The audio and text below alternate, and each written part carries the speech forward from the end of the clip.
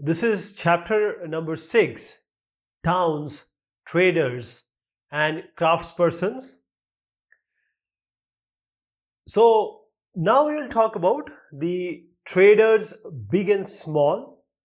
So Nagar Vyapari and Craftsperson we are trying to understand. So we came here at traders. What about big and small?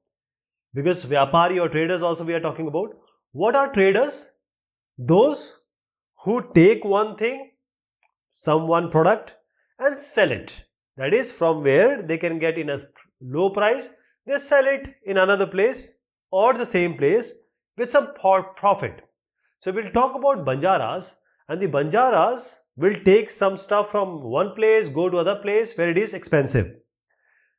Horse traders at that time, they would form associations. What is an association?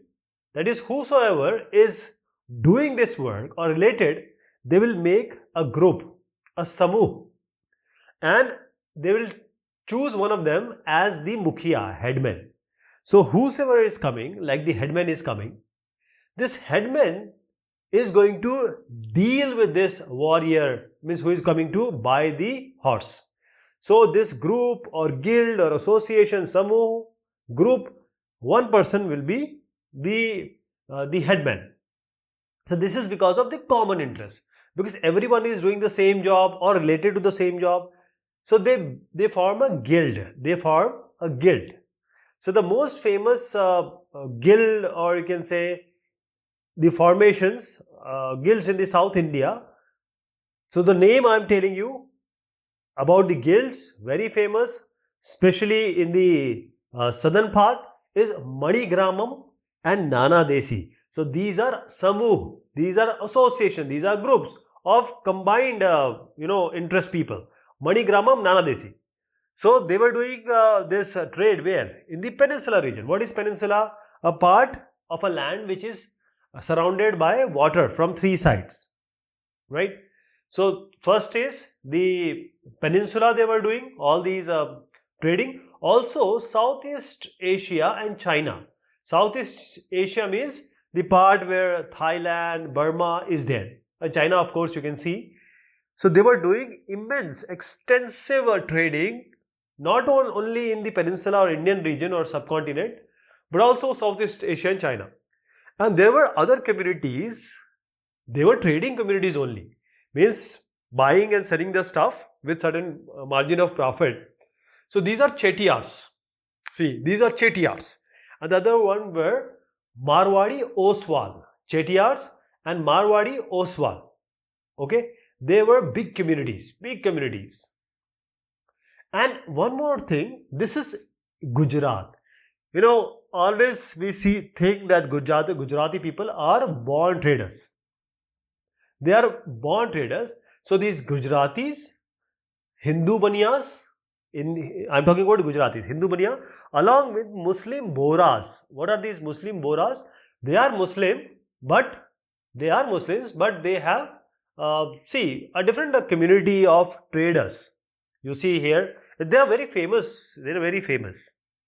So they were doing these Baniyas and Muslim brothers. So they were doing trading various areas like Red Sea, Persian Gulf, East Africa, Southeast Asia, China. So all these areas which I am pointing about, these all were, Hindu Baniyas and Muslim Bohras were trading. And what were they trading? The question will come like this. What is important in India and Indian subcontinent? Textiles and spices. Masale, textile and spices. So these were, specifically we were talking about these ports. And through these ports, things go, through these ports, things will come. That is the exchange. So when they go with textiles and these spices, what do they get? They get gold, or they bring gold and ivory. Gold and ivory, these areas are having a lot of gold along with the elephants. So Hathi Daat. So ivory, gold and ivory, they used to bring from Africa. And along with this, because there are different spices in different other countries also. So spices they were getting, the tin also they were getting, we talked about China's blue pottery in the earlier discussions. So blue pottery, Chinese, they were bringing this silver from Southeast Asia and China, they were bringing. This is again Southeast East Asia and China, which I talked about the previous one, like the guilds were doing this trading. Now this coast is very important. West coast is very important. Why it is important? Because all these Arabs, the Persians, Parsis, the Farsis, the Chinese, the Jewish, Yahudi, and the Syrian Christians, Keralite Christians are Syrian Christians only. All they were coming or entering or leaving on which port? The left port, that is the west port. So the Indian spices and cloth are very important because these are all being sold here. Please remember, Indian spices, cloth, and they were taken by whom? The Italian traders. And the Italian traders would take it, and this is the rasta, this is the path I am showing you. So Italian would take it and then they would sell it to Europe. Europe is a very big market for these people. Okay. So we are coming in which zone? 8 degree we start. That is, we are in tropical region. And the tropical climate, we are rich in spices. Spices. So tropical climates, Ushna Katibandhiya Jalvayu, Ushna Katibandhiya. So we get what? Spices. Spices, we have pepper, kali mirch, cinnamon, dalchini, nutmeg, that is jaifal, dried ginger, sont. All these were very important, and they were very important part of European meal cooking. Why? Because this European area is quite cold. That is why, and cotton cloth also. People used to wear cotton cloth in this the region. So two things: cloth, cotton cloth, and the spices were becoming very important. That is why the European wanted to come here, and that is how the East Indian companies of various different European countries, they came here in search of spices, doing trading, etc. This Kabul and Kandahar we will talk about. Kandahar was earlier called as Gandhar, which we call earlier. Now let me talk about Kabul first. Actually, I am talking about whole Afghanistan. This is actually a very rugged, mountainous landscape, very undulated. But still, the place where it is very strategic. It is related to India, related to China, Russia, the Middle East. That is why it was so strategically important. So that is why we are talking about Kabul, and that time also it was very important. Specifically, if I talk about 16th century, commercially very important. Trading was going on through this in Kabul and around Kabul and through Kabul. So first of all, the Kabul and Kandahar, they were in this Silk route. Gandhar, as I was telling you. So they were linked to this Silk route, which was very famous Silk route, the trader carrying silk. Along with this, trading of horses were going on. Horse trading, this point was very important. So there is one person, Jean-Baptiste Tavernier. Jean-Baptiste Tavernier. He's the person I'm talking about. Now he actually wrote that in 17th century, Jean-Baptiste Tavernier, he was actually a diamond merchant. He was himself a diamond merchant. And he said only the horse trade at Kabul was 30,000 rupees. 30,000 rupees at that time, which was a very heavy amount. It was a big trade. And along with this, most of the things coming from this part to the subcontinent, Kabul, etc., like chilgoze, dried fruits, dates, khajur, carpets, carpets, kaleen, silk were coming. Even the fresh fruit were coming. Fresh fruit, it was also coming from there, from Kabul. And one more thing is the slaves. The slave trade was, slave trading was going on there. So that is how Kabul has a lot of importance. Coming to crafts in town, what does it mean? Means people who are skilled they are doing craftsperson. So if you go to mandir say, and you have a very good craft here, so what this kind of craft, if somebody says, oh, this is a candle stand, so you will buy this in order to use this candle stand, right? So this is this I told you about candle because this is a candlestick. This is a candle stand, and this is made up of brass, a very fine craftsman or shilpkari, and this is also an example which I am showing. So I am talking about a very specific place called Bidar. Bidar.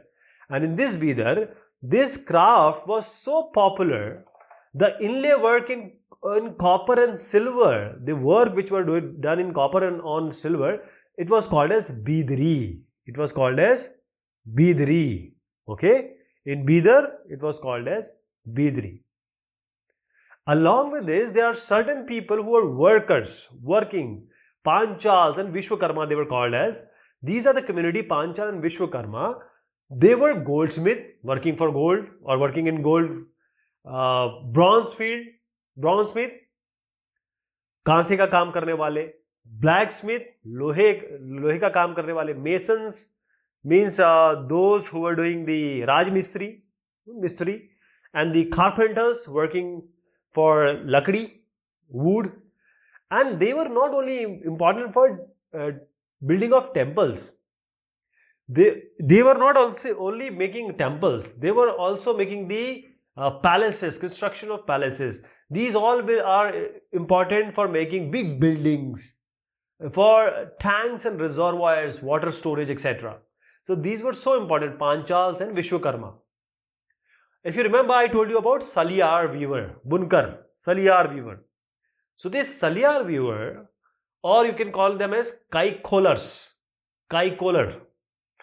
Saliyar and Kaikolar, they became so important, they emerged as so prosperous community, they become so important. They were doing or they were giving donations, money to the temples. And because Saliyar became so Amir, the other work, they were doing all the work, but now the cleaning, spinning, dyeing, all the cloth related work or textile related work, all this cotton related work, cleaning, spinning, dyeing they were done by different communities now. They became independent crafts. Not one craft as Saliyar and Kaikolars were doing, but now they are independent crafts. Now, let me tell you about the different cities also, like let us talk about Ahmedabad. Now this Ahmedabad, which is in Gujarat, and this went to become a very big city, like the Surat became a very big city, commercial city. Trading was going on, the Arthavastha was very good, the amount was, per day amount was too high. But the Thanjavur, which we talked about, which had a very, important, status, this Thanjavur normally or gradually shrank, it declined. I'll tell you one more place, Murshidabad. And Bhagirathi is nothing but Ganga only. Here it is called as Bhagirathi. So the silk work at Murshidabad was so famous, it was so in demand that this Murshidabad area was made as the capital of Bengal in 1704. West Bengal capital Murshidabad was made in 1704. It's not 1707, it's 1704. Okay, I'll change it. And gradually it declined, Murshidabad declined, because the weavers, they faced competition from the England manufactured stuff or the cloth. So they could not stand it because they were making by hands, they don't have machine. So that is how finally Murshidabad declined and Calcutta became the capital of West Bengal. Now I'll talk about certain, because we just talked about certain cities which came up and then declined. So there are cities, they achieved their success at certain age, certain era or certain Shatabdi. And the Hampi, Masulipatam and Surat we are talking about. So let us talk about Hampi. Hampi is or was the Rajdhani capital of Vijayanagar Empire, Vijayanagar Dynasty, Hampi, very famous place. Now this is a fort and one burj or one tower, watchtower you are witnessing. One watchtower you are witnessing. So here people would, it means the soldier would stand and they will watch. So this is a watchtower. In this fort of Hampi, there is in a fort there is a tower. Now these are all the pathars or big rocks. And how is the construction went?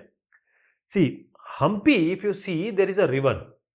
The river is called Krishna. The other river is called Tungabhadra.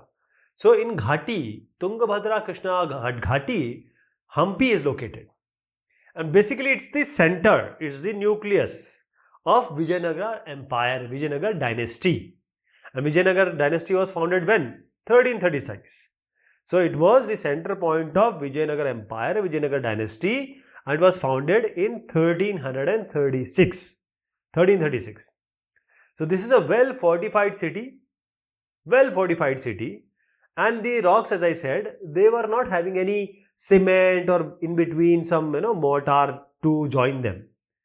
Okay. So how are they standing? If you just push them, they will fall down. They will not. Why? Because I'm just taking two of them. I'll show you how they are being made. They are logged. They are logged like this. So it's interlocked. These two or these different were interlocked. Over, below, left, everywhere. So this is how the construction was made, through interlocking. This fort. This is also a picture of interlocking. So now the Portuguese traveler, which is Domingo Pais, his name was, remember Domingo Pais because his name is popular, Portuguese traveler. So he described Hampi as a well fortified, he just gave good word about the masonry, very good other parts which we just talked about. The architecture was different of Hampi. It was quite distinctive. See, if you see, this is a rath. And this is a stone chariot or at Vithala temple and the Vitthal temple. And this Vitthal temple, this is at in year 50 rupees. Okay. And there were big, huge buildings, royal complex having very big splendid arches, domes. These are domes, pillared halls. So all the rich sculptures were there. Okay, rich sculptures and well-planned orchards and pleasure gardens with lotus and corbels. This is a corbel, Doda. In Hindi it is called as the Doda. So all these were there. Along with this, I'm talking about 15th, 16th century. This is the time when it was at the peak. Hampi bustled with commercial and cultural activities. All the activities, commercial, means the money related, and the cultural, Sanskritic, all these things were going on at this time, 15th, 16th century. And the Moors are who? Muslims. So these all Muslim merchants combinedly called as Moors. These Moors and the Chettis and different European traders, all these agents of these traders were there in the market. Means all were filled with these people. The market of Hampi was filled, especially European traders like Portuguese. And these temples, if I show you these temples, these were the center point. These were the hub of nucleus of cultural activities. And here we have Devadasis. Devadasis are simple dancers who dance in a temple. They are devoted, dedicated to the Bhagwan, to the deity. Right? They were Devadasis. And they will perform the dance before whom? Deity means Bhagwan, royalty means the Raja, king, and the masses, other people. In a very deity, royalty, and masses. So Virupaksha, that is a form of Shiva. This is Virupaksha temple. Okay. So I am talking about Virupaksha temple. And the Devadasis would dance in front of all these important people. Along with this, there is a very famous festival Mahanavami, also called as, at that time called as Navaratri in the southern part of India. So Mahanavami and Navaratri were most important, and actively people used to follow it and enjoy it. So this is a place called Mahanavami platform Hampi. The king would stay here, and the archaeologists have found this place specifically. So all these things, these activities were going on. The Raja or king will accept the, or honor the guest, accept the tributes, and also those people who are sitting, they would want dance, the music performances, and the wrestling, Malla Yuddha. All this, for certain things like dance, music, and Malla Yuddha, they would enjoy at this platform, Mahanavami platform of Hampi. So finally, what happened? Hampi, because Hampi is situated near we have Bijapur, Golconda, Bidar, Berar. All these were different, you can say Deccani sultans.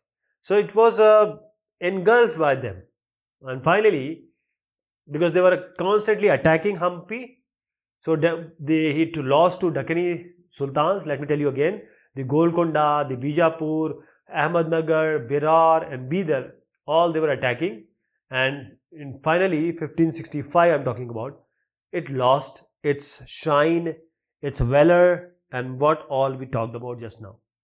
Okay, Gaurav, there he lost.